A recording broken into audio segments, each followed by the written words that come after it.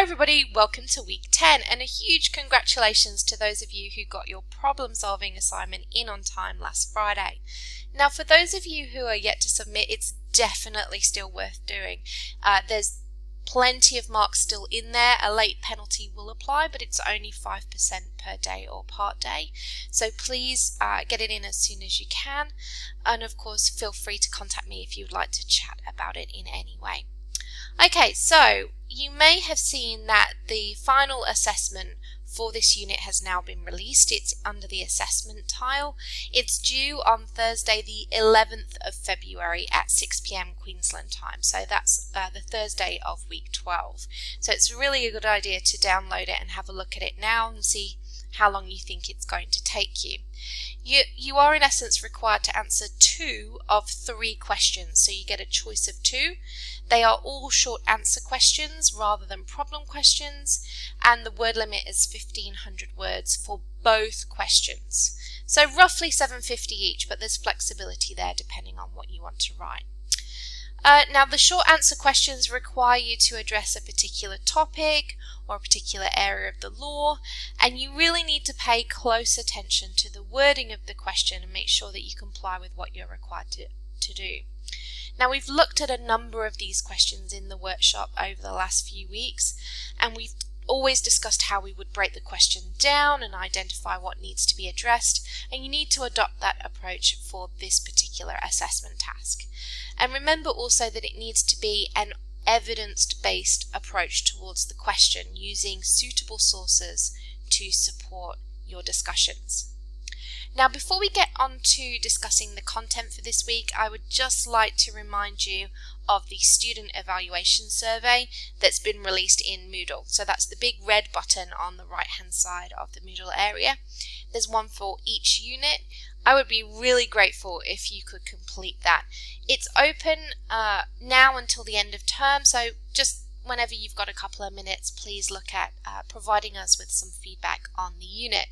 It provides me and the others who co-teach this unit with information that enables us to continually enhance the unit from term to term and year to year.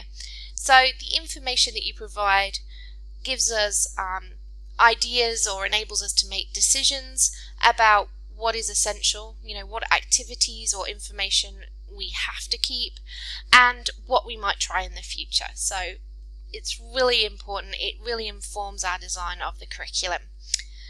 Now on to this week's content. We are looking at professional ethical behaviour, and this is a really interesting topic. The study guide only provides you with a brief overview of this area, really looking at just the key principles, but ethics is such an important aspect of legal practice that you will undertake it as an entire unit in your third year. So that's the legal professional conduct unit. It's something that is a central feature of the legal profession, and it's certainly something that really needs at least a unit's worth of content to ensure that you're fully equipped for all of those professional conduct obligations in practice.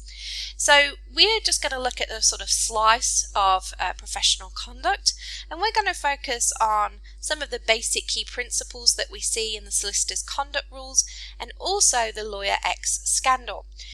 The Lawyer X scandal prompted a Royal Commission in Victoria.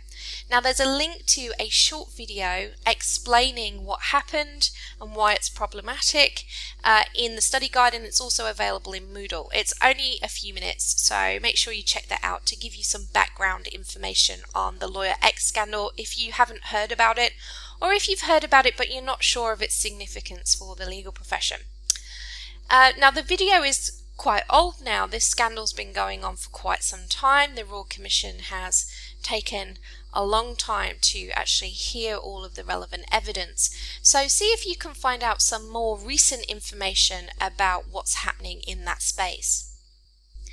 Now question 2 for the workshop this week is more practical. We're looking at applying those basic key ethical principles to practical scenarios.